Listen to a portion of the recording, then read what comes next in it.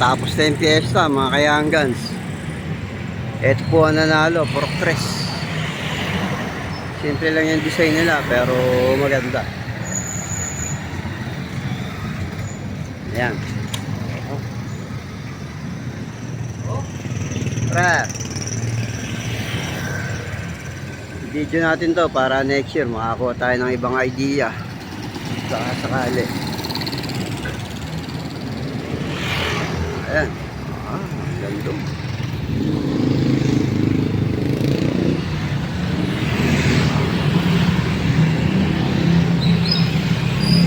Pwede.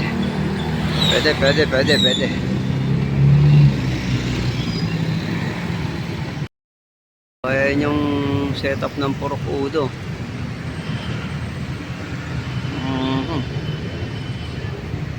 Pwede na. Fiesta, Barangay de la Paz. Daan Putol yung hindi natin napuntahan.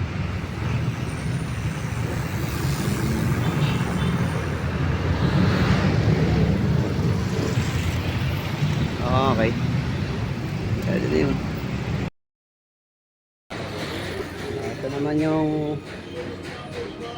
arko. Ang purok dos. Yan.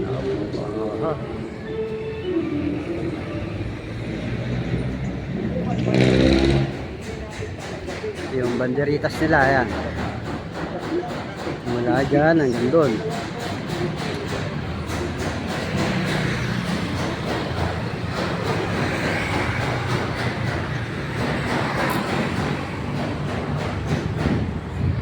Simple lang.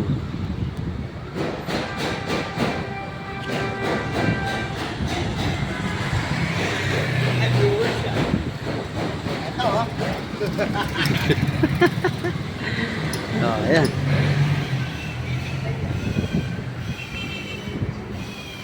Ayan ang forma.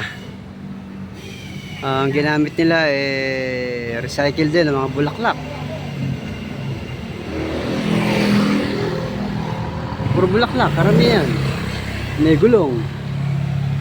Hindi, korting gulong lang. Wheel. Hanggang dun sa dulo, yung banderitas na yan. Kompleto na. Dahil malapit na yung fiesta. Ayan o.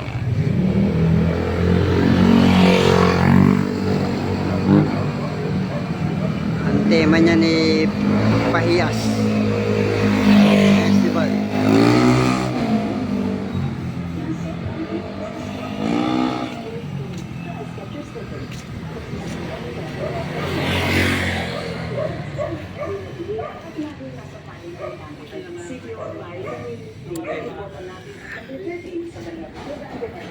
Malalikod, meron din oh.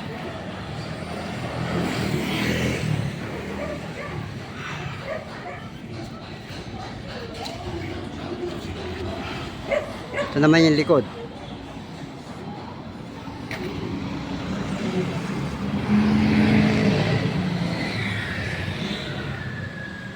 Ayos.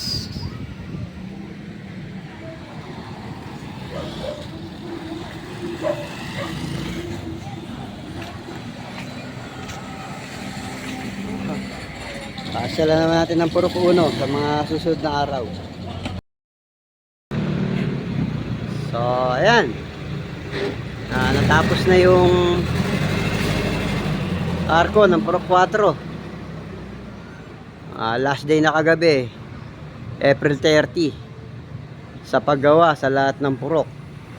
Ito muna yung unang binidyohan natin, yung purok 4. Kompleto na rin yung banderitas sila hanggang dun sa may barangay. In-announce na ni Kapitan kahapon yung mga judges, sila yung mga papasyal dito. Sa linggo, piyesta na po. Ayan. Tingnan natin yung sa purok press naman mamaya. Ayan, pabalik dun sa unahan.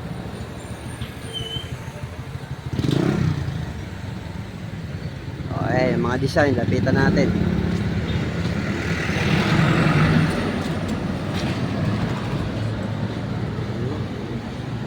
Gumamit sila ng mga kutsara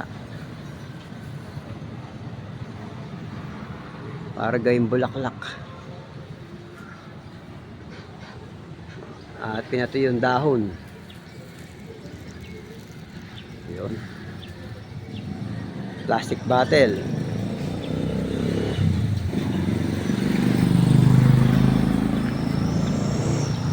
May nakagitna.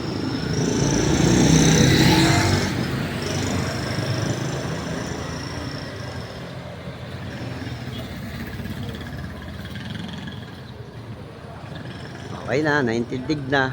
Nung binidyohan natin noong nakaraan hindi pa siya nakaporma ng ganyan. Picture natin.